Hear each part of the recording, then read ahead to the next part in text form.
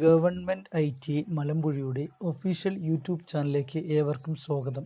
എൻ്റെ പേര് Shanmughan, senior instructor government ITI Malampuzha. ഇന്ന് ചർച്ച ചെയ്യാൻ പോകുന്ന class types of slotting tools ആണ്. അതായത് സ്ലോട്ടിംഗ് മെഷീനിൽ ഉപയോഗിക്കുന്ന വിവിധതരം ടൂളുകളെ കുറിച്ചാണ് ഇന്ന് ചർച്ച ചെയ്യുന്നത്. ടൂളുകൾ പ്രധാനമായി ഷേപ്പിൻ്റെ അടിസ്ഥാനത്തിലാണ് തരംതിരിച്ചിരിക്കുന്നത്. ഈ ഷേപ്പുകൾ അടിസ്ഥാനത്തിൽ തരംതിരിച്ചിട്ടുള്ള ടൂളുകൾ നമുക്ക് പ്രോഡക്റ്റിൽ അല്ലെങ്കിൽ വർക്ക് പീസിൽ ഏത് രൂപമാണ്, ഏത് ഷേപ്പാണ് നിർമ്മിക്കേണ്ടത് അതിൻ്റെ അടിസ്ഥാനത്തിൽ വേണം തിരഞ്ഞെടുക്കാൻ. അതായത് the selection of slotting tools depends upon the nature of operations to be performed. ഏതൊക്കെ ഓപ്പറേഷനാണ് വർക്ക് പീസിൽ ചെയ്യേണ്ടത്, അല്ലെങ്കിൽ ഏതൊക്കെ രൂപമാണ് വർക്ക് പീസിൽ നിർമ്മിക്കേണ്ടത്, അതിനനുസരിച്ചുള്ള ടൂളാണ് തിരഞ്ഞെടുക്കേണ്ടത്. പ്രധാനമായി 7 ടൈപ്പ് ടൂളുകളാണ് സ്ലോട്ടിംഗ് മെഷീൻ ഉപയോഗിക്കുന്നത്. ഒന്ന് റഫിംഗ് ടൂൾ, രണ്ടാമത് ഫിനിഷിംഗ് ടൂൾ, മൂന്നാമത് പാർട്ടിംഗ് ടൂൾ, നാലാമത് sizing tool, 5 keyway cutting tool, 6 cornering tool, 7 form tool. Roughing tool പ്രധാനമായി ഉപയോഗിക്കുന്നത് ഹെവി കട്ട് റിമൂവ് ചെയ്യാനുണ്ട്. ഹെവി മെറ്റീരിയൽ റിമൂവ് ചെയ്യാൻ വേണ്ടിയിട്ടാണ് റഫിംഗ് ടൂൾ ഉപയോഗിക്കുന്നത്. ഒരു വർക്ക് ഫിനിഷ് ചെയ്യുന്നതിന് വേണ്ടിയിട്ട്, ഒരു വർക്ക് ഉദാഹരണമായി ഒരു സ്ക്വയർ ബ്ലോക്ക് ഫിനിഷ് ചെയ്യണം വെച്ചാൽ, സ്ലോട്ടിങ്ങിലൂടെ ഫിനിഷ് ചെയ്യണം വെച്ചാൽ 25 mm സ്ക്വയർ ബ്ലോക്ക് ഫിനിഷ് ചെയ്യണം വെച്ചാൽ അതിൻ്റെ റോ മെറ്റീരിയൽ അല്ലെങ്കിൽ റഫ് കാസ്റ്റിംഗ് അല്ലെങ്കിൽ റഫ് ബ്ലോക്ക് 28 mm ഉണ്ടെങ്കിൽ അതിൻ്റെ 25 mm തൊട്ട് മുന്നേ വരെ ഏകദേശം 25.2 അല്ലെങ്കിൽ 25.5 വരെ മെറ്റീരിയൽ വളരെ പെട്ടെന്ന് റിമൂവ് ചെയ്ത് മാറ്റണം. അതിനു വേണ്ടിയിട്ട് ഉപയോഗിക്കുന്ന ടൂളാണ് റഫിംഗ് ടൂൾ. അതായത് used for heavy cut until dimension close to the final size of the work പീസിൻ്റെ ഫൈനൽ സൈസിന് തൊട്ട് മുൻപ് വരെ മെറ്റീരിയൽ വളരെ വേഗത്തിൽ റിമൂവ് ചെയ്യാൻ വേണ്ടിയിട്ടാണ് ഈ റഫിംഗ് ടൂൾ ഉപയോഗിക്കുന്നത്. പിന്നെ റഫിംഗ് ടൂളിൻ്റെ പ്രത്യേകത വെച്ച് കഴിഞ്ഞാൽ അതിൻ്റെ കട്ടിംഗ് പോയിൻറ്റിനെ സപ്പോർട്ട് ചെയ്യുന്ന face, flank, side rake angle, back rake angle തുടങ്ങിയ വിഭാഗത്തെല്ലാം മെറ്റീരിയൽ, അതായത് ആ സർഫസ് ഏരിയ, കട്ടിംഗ് ടൂളിൻ്റെ സർഫസ് ഏരിയ വളരെ കൂടുതലായിരിക്കും. അതായത് tool is ground large amount of metal at the cutting പോയിൻറ്റിൻ്റെ ചുറ്റുഭാഗത്തായി കൂടുതൽ മെറ്റീരിയൽ പോർഷൻ ഷാർപ്പായിരിക്കില്ല, ഷാർപ്പ് അല്ലെങ്കിൽ പോയിൻറ്റഡ് ടൂളായിരിക്കില്ല, വീതി കൂടിയ ടൂളായിരിക്കും. ആ ടൂളിൻ്റെ ഉപയോഗം എന്ത് വെച്ചാൽ ഹെവി മെറ്റീരിയൽ റിമൂവ് ചെയ്യുമ്പോൾ ധാരാളം ഹീറ്റ് പ്രൊഡ്യൂസ് ചെയ്യും. വർക്കിനും ടൂളിനും ധാരാളം ഹീറ്റ് പ്രൊഡ്യൂസ് ചെയ്യും.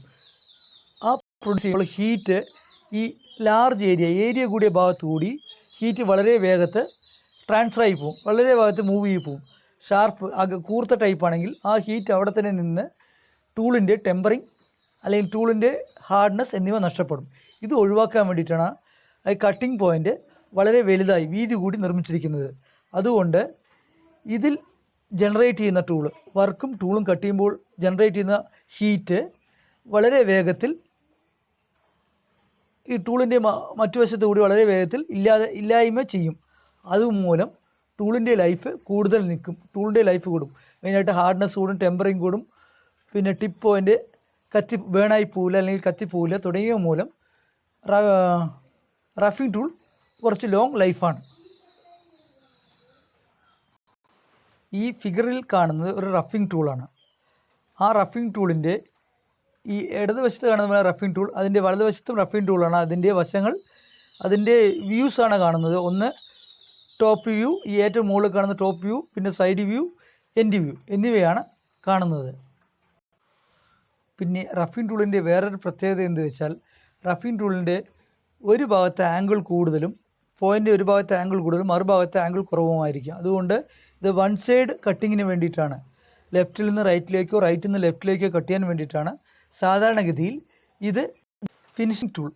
അടുത്ത ഫിനിഷിംഗ് ടൂൾ എന്തിനാണ് ഉപയോഗിക്കുന്നത് വെച്ചാൽ റഫ് ടൂൾ ഉപയോഗിച്ചതിന് ശേഷം, ഹെവി മെറ്റീരിയൽ റിമൂവ് ചെയ്തതിന് ശേഷം നമ്മൾ ചെയ്യുന്ന വർക്ക് വളരെ മിനുസതയോടും ആക്യുറസിയോടുകൂടി ഫിനിഷ് ചെയ്യേണ്ടതുണ്ട്.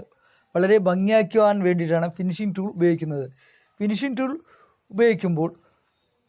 ടൂൾ ഉപയോഗിച്ച് വർക്കിൻ്റെ ഫൈനൽ സൈസ് വെച്ചാൽ നമ്മൾ നേരത്തെ പറഞ്ഞ പോലെ ഒരു സ്ക്വയർ ബ്ലോക്കിൻ്റെ 25 mm ആണെങ്കിൽ 25 mm സൈസ് കറക്റ്റായിട്ട് ഫിനിഷ് ചെയ്യാനും കറക്റ്റ് സൈസ് ആക്കാനും ആ ചെയ്യുന്ന വർക്ക് പീസിന് ഫിനിഷ് കൂടുതൽ കിട്ടണം. റഫ് കട്ട് ചെയ്യുമ്പോൾ ഹെവി കട്ട് കൊടുക്കുമ്പോൾ വർക്ക് പീസ് പരിവരുത്തതായിരിക്കും അല്ലെങ്കിൽ റഫായിരിക്കും. ഇത് ഫിനിഷ് കൂടുതൽ കിട്ടാനുമാണ് ഫിനിഷിംഗ് ടൂൾ ഉപയോഗിക്കുന്നത്.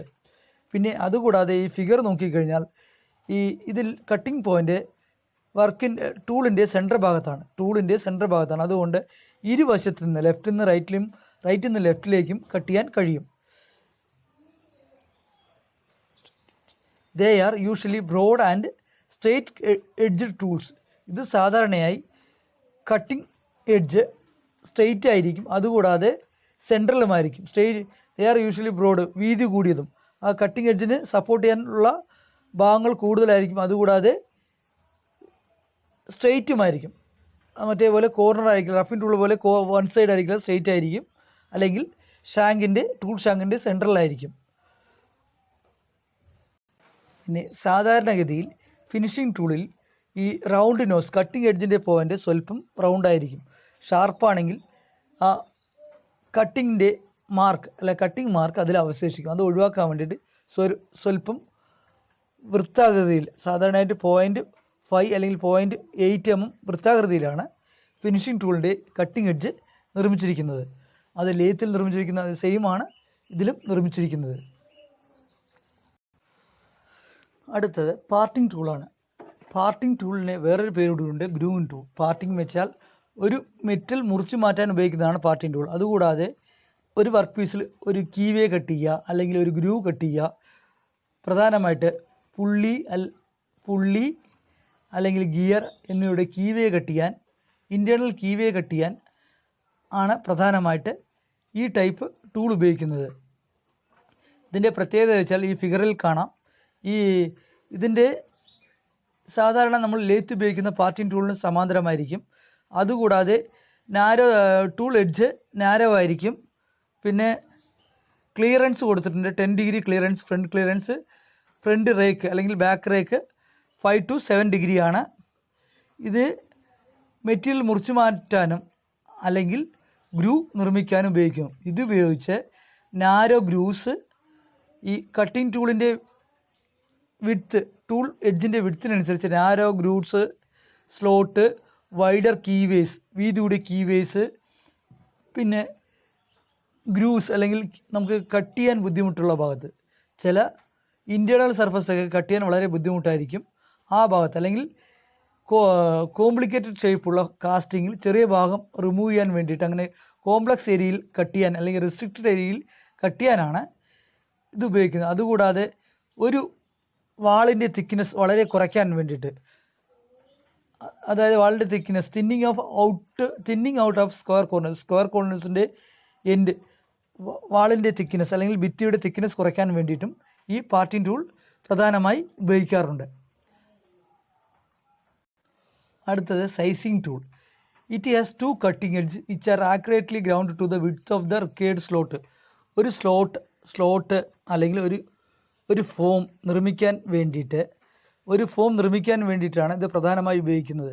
സാധാരണ ഒരു കീവേ അല്ലെങ്കിൽ ഒരു റൗണ്ട് അല്ലെങ്കിൽ കോൺവെക്സ് ഫോം നമുക്കൊരു വർക്ക് പീസിൽ കട്ട് ചെയ്യണമെന്ന് വെച്ചാൽ ആ കട്ടിംഗ് റഫിംഗ് ടൂൾ ഉപയോഗിച്ച്, സിംഗിൾ പോയിന്റ് റഫിംഗ് ടൂൾ ഉപയോഗിച്ച് ആദ്യം കുറച്ച് മെറ്റീരിയൽ അവശേഷിച്ച് ബാക്കിയുള്ളതെല്ലാം മൈന്യൂട്ട് മെറ്റീരിയൽ, ഫിനിഷ് ചെയ്യാനുള്ള മെറ്റീരിയൽ അവശേഷിച്ച് ബാക്കിയുള്ള മെറ്റീരിയലൊക്കെ റിമൂവിന് ശേഷം ഏത് സൈസാണ് സ്ലോട്ട് വേണ്ടത് ആ സ്ലോട്ടിന് സമാന്തരമായി സ്ലോട്ടിൻ്റെ ഷേപ്പിലുള്ള കട്ടിംഗ് ടൂൾ നമ്മൾ ഗ്രൈൻഡ് ചെയ്ത് നിർമ്മിച്ചെടുത്തതിന് ശേഷം അത് ഉപയോഗിച്ച് ഫിനിഷ് കട്ടാണ് ചെയ്യുന്നത്. സാധാരണ ഒരു സ്ക്വയർ ഗ്രൂ ആണ്. സ്ക്വയർ ഗ്രൂവിൻ്റെ സൈസ് റഫിംഗ് ടൂൾ ഉപയോഗിച്ചെടുത്ത് അല്ലെങ്കിൽ പാർട്ടിംഗ് ടൂൾ ഉപയോഗിച്ചെടുത്തതിന് ശേഷം ആ സ്ക്വയറിൻ്റെ സൈസ് ഉപയോഗിച്ച് നമ്മൾ കട്ട് ചെയ്ത് ഫിനിഷ് ചെയ്യും.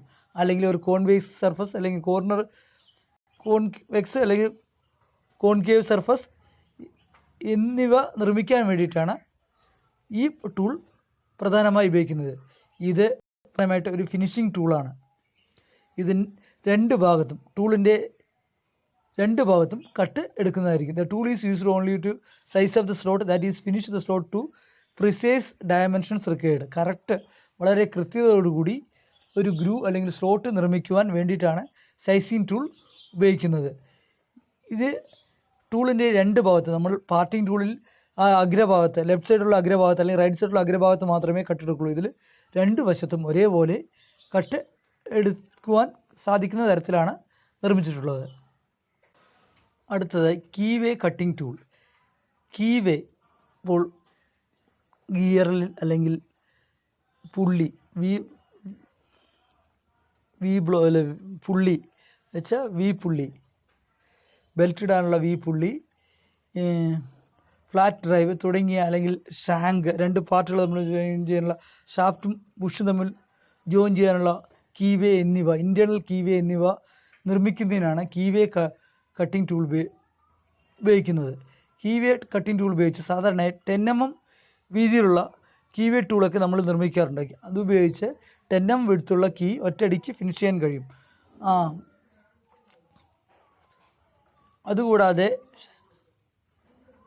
ഈ കീവേയുടെ ഡെപ്ത് കട്ട് ചെയ്യാനുള്ള ലെങ്ത് കൂടി അതിൽ പ്രൊവൈഡ് ചെയ്യണം. സാധാരണഗതിയിൽ കീവേ കട്ട് ചെയ്യുന്നതിന്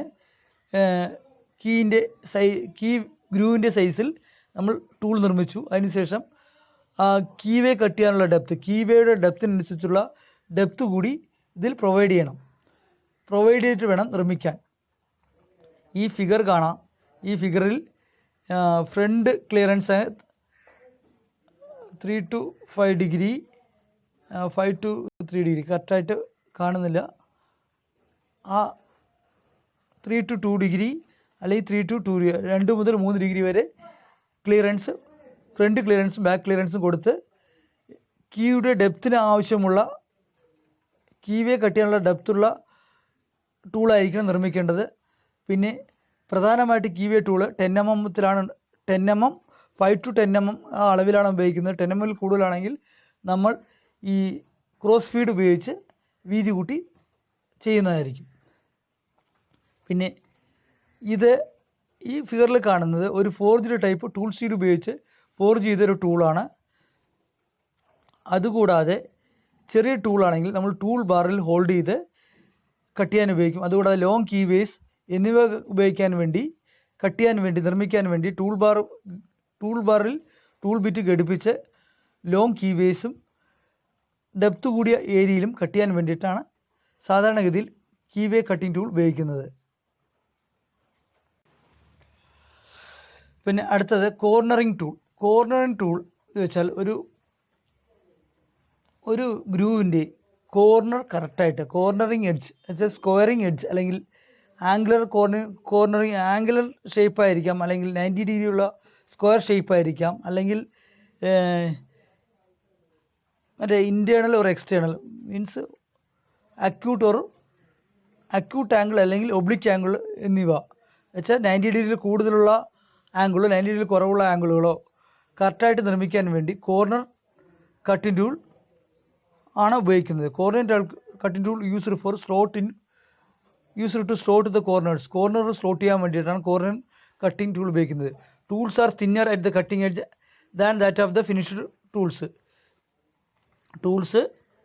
tools are thinner at the cutting edge than that of the other finishing ടൂളിനേക്കാളും കട്ടിംഗ് എഡ്ജ് വളരെ തിന്നറായിരിക്കും. ഇത് കോർണർ മാത്രം റിമൂവ് ചെയ്യാൻ പാകത്തിലുള്ള ടൂളായിരിക്കും. ഇപ്പോൾ ഒരു അക്യൂട്ട് ആംഗിൾ 90 ഡിഗ്രി കുറവുള്ള ആംഗിളുള്ള ഒരു ഭാഗം ഫിനിഷ് ചെയ്യണം വെച്ചാൽ ആംഗിൾ ഉള്ള ഒരു ഗ്രൂവ് ഫിനിഷ് ചെയ്യണം വെച്ച് കഴിഞ്ഞാൽ അപ്പോൾ അതിന് കടന്നു ചെല്ലാൻ പാകത്തിലുള്ള കട്ടിംഗ് പോയിൻ്റ് വളരെ തിന്നായിരിക്കും. തിന്നുള്ള ടൂൾ ഉപയോഗിച്ചാണ് സാധാരണയായിട്ട് കോർണറിങ് അല്ലെങ്കിൽ സ്ക്വയറിങ് എഡ്ജ് അല്ലെങ്കിൽ അക്യൂട്ട് അല്ലെങ്കിൽ ഒബ്ലിക് ആംഗിളുകൾ നിർമ്മിക്കുന്നത്. ഒബ്ലിക് മീൻസ് 90 ഡിഗ്രി കൂടുതലുള്ളതും 90 ഡിഗ്രി കുറവുള്ള ആംഗിളുകൾ ഉപയോഗിക്കുന്നത്. അപ്പോൾ കോർണറിങ് ടൂൾ കഴിഞ്ഞു. ഇനി അടുത്തത് ഫോം ടൂളാണ്. ഒരു പ്രത്യേകതരം ഷേപ്പ്, അതായത് കോൺകേവ് സർഫസ് അല്ലെങ്കിൽ കോർണർ സർഫസ് അല്ലെങ്കിൽ ബെവൽഡ് സർഫസ് എന്നിവ നിർമ്മിക്കാൻ അതേ ആകൃതിയിലുള്ള ടൂൾ ആദ്യം നിർമ്മിച്ചതിന് ശേഷം അത് ഈ ഫോർജ് ചെയ്ത വലിയ ടൂൾ സ്റ്റീൽ നിർമ്മിക്കുകയാണെങ്കിൽ ഫോർജ് ചെയ്ത വലിയ ടൂൾ ആയിരിക്കാം, അല്ലെങ്കിൽ HS ബിറ്റ് ആണെങ്കിൽ അത് ടൂൾ ഹോൾഡറിൽ ഘടിപ്പിച്ച് അതുപയോഗിച്ച് ഏത് ഷേപ്പിലുള്ള ടൂളാണോ നിർമ്മിച്ചിരിക്കുക ആ ഷേപ്പിലുള്ള ടൂളുകൾ വളരെ വേഗത്തിൽ നിർമ്മിക്കാൻ വേണ്ടിയിട്ടാണ് ഫോം ടൂൾ ഉപയോഗിക്കുന്നത്. സാധാരണയായിട്ട് സ്പ്രോക്കറ്റ് സ്പ്രോക്കറ്റ് വീൽ, നമ്മൾ സൈക്കിൾ അല്ലെങ്കിൽ ബൈക്കിൽ ഉപയോഗിക്കുന്ന സ്പ്രോക്കറ്റ്, ചെയിൻ സ്പ്രോക്കറ്റ് നിർമ്മിക്കാനുള്ള സ്പ്രോക്കറ്റ് ടൂൾ ഗ്രൈൻഡ് ചെയ്തതിന് ശേഷം അത് ടൂൾ ഹോൾഡറിൽ അല്ലെങ്കിൽ ടൂൾ ഹെഡിൽ ടൂൾ പോസ്റ്റിൽ ഘടിപ്പിച്ച് കട്ട് ചെയ്ത് ആ ഷേപ്പുള്ള വർക്ക് പീസ് അല്ലെങ്കിൽ സ്പ്രോക്കറ്റ് നിർമ്മിക്കാൻ വേണ്ടിയിട്ടാണ് സാധാരണയായി ഫോം ടൂൾ ഉപയോഗിക്കുന്നത്. സ്പ്രോക്കറ്റ്, സ്പ്ലെയിന്, ഈ സ്ക്വയർ സ്ലോട്ട് അല്ലെങ്കിൽ എക്സൺ സ്ലോട്ട് എന്നിവ നിർമ്മിക്കാൻ ആ രീതിയിലുള്ള ടൂളുകൾ നിർമ്മിച്ചിട്ട് ടൂൾ പോസ്റ്ററോ അല്ലെങ്കിൽ ടൂൾ ഹോൾഡറിലോ ഘടിപ്പിച്ച് നേരിട്ട് മെഷീൻ ചെയ്ത് അല്ലെങ്കിൽ കട്ട് ചെയ്ത് നമുക്ക് നിർമ്മിക്കാൻ കഴിയുന്ന തരത്തിലാണ് ഫോം ടൂൾ നിർമ്മിച്ചിരിക്കുന്നത്. ഉദാഹരണമായിട്ട് നമുക്ക് പഠിക്കാനുള്ള sprocket wheel cutting, spline cutting എന്നിവയ്ക്കാണ് കൂടുതലായി ഉപയോഗിക്കുന്നത്. Thank you.